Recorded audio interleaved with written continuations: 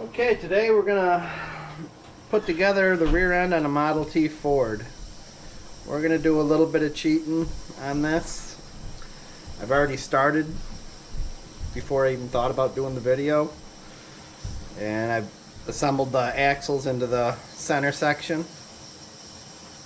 There is a fiber washer that goes, actually two fiber washers that go between the two axle shafts, just so that they aren't rubbing all the time and it sets your gap.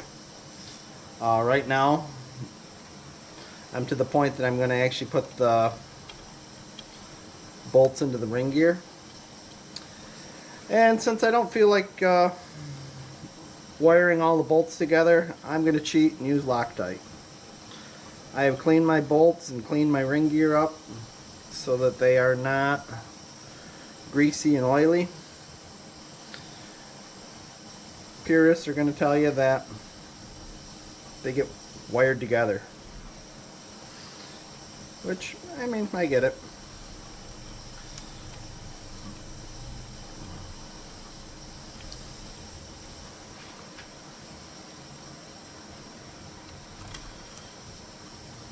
I'm not going to set it to any particular foot-pounds or anything, because back in the day everything was kind of just person tight. So we'll skip ahead once I get these tight. Okay, our next step, I'm gonna zoom it in here a little closer. If you look, this pin right here is really worn out. So my way of doing this, I'm not going to say it's the right way, it's just going to be my way. You can see here how much play there is. I'm just going to put a little spot of weld on that to build that up. So I'm going to just TIG weld that. When you're putting your rear end together, the thrust surface, make sure these pins aren't all wore out, and make sure they're not sticking up higher than the thrust surface. The main reason that we're taking this rear end apart is they have Babbitt bearings in here for a thrust washer, and you should replace them with these bronze ones, because if the Babbitt bearing breaks down, you lose the engagement of your ring and pinion, and if you're only running with the transmission brake, that can be a bad thing, because you'll have no brakes to stop. So the plan here, starting with the driver's side, we're gonna drop the axle assembly into the driver's side housing and build from there. I showed you that I Loctited the ring gear in place, and you can see that I have cotter pins on the three pieces that hold the center section together, and I'm calling them cotter pins because in World War II the US Army called them field cotters. I know a lot of people call them split pins and whatever else, but that's what I'm calling them because that's what the US Army called them in World War II. And that's parts from my Jeep, so that's what we're using. And if you have a nice super low ceiling like I do, you have to tip the rear end up to get the axle on there.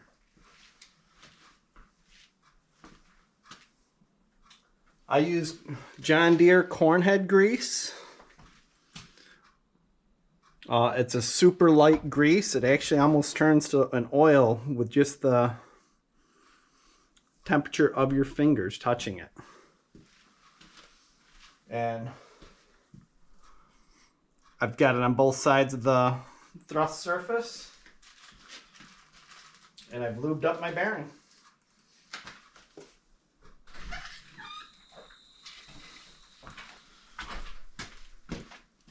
Lorraine, I might need you to tip that out some. Wipe that off.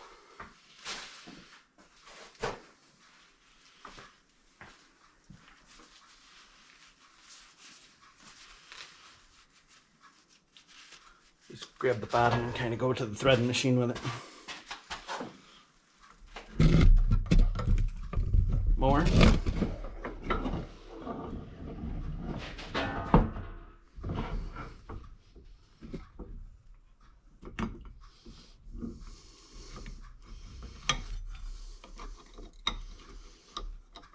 Okay, you can let yours down. Here, split these apart if you can.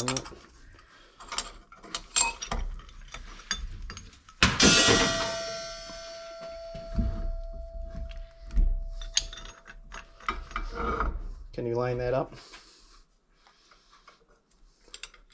And line it up onto the pins.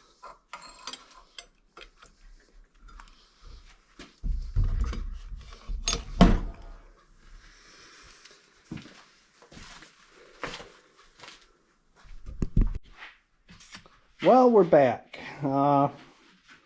We might have got a little sidetracked on what we were doing. We had a little bit of an emergency, a Model T emergency. We had to go pick up 2 Warford transmissions. You know, when someone offers them to you, you got to strike while the iron's hot. So, we've got the first side all together. Now we're gonna slide the other side on.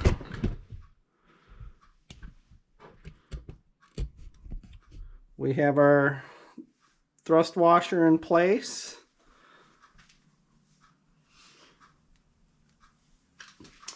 And we're going to slide the second half on there.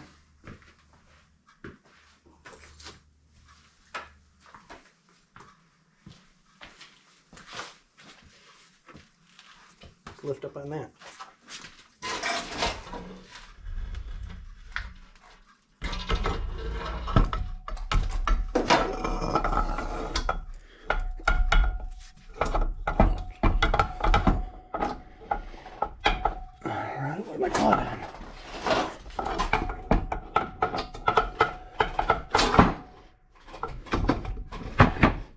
Okay.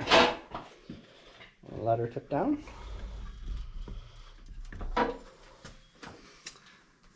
Right now we're going to just make sure that the gap on the side of our case isn't too big, which, if we look, it looks like we're fine.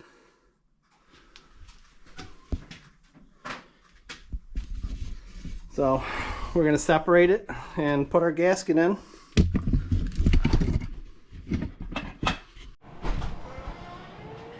When I push up on the end of the axle and lift up, I basically have 0 end clearance on my case, so by the time I put my gasket in here, I should be good.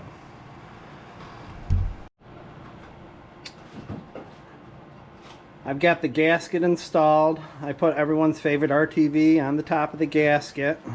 Just gonna help not have leaks. With the gasket in place, I should have enough end play that I won't overheat the thrust washers. So we're going to lower the 2 halves together and do a little bolt up.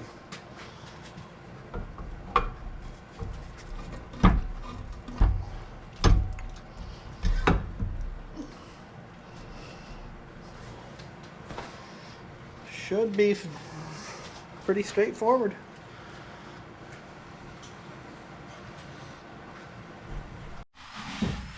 Once you get the 2 halves together, I like to just make sure that I don't have a whole lot of end play.